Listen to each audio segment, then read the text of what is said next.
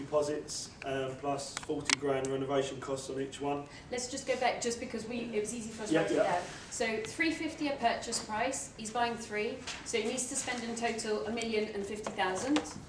And then he needs a deposit of 25%, which is how much per property? 82,500. 82,500 times 3, and then a renovation roughly? Roughly 40 grand each. Okay, so for each property it's 82,540, which is total of how much cash do you need? So I need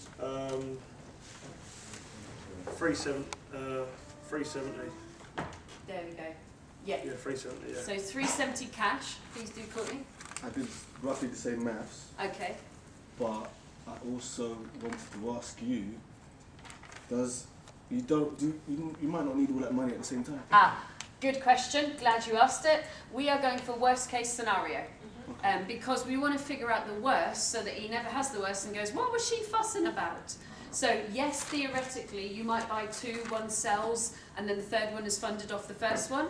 Murphy's Law, the first one you do is the longest to sell. Of course it is, because this is property. She's going to boot you. So let's figure out the worst case, because I always want you to achieve your goals and have figured out all the glitches. So I agree, you probably won't need all this money, but this is what we're targeting to deliver. And do you know what? If the first one sells, he'll do 4 in the first year.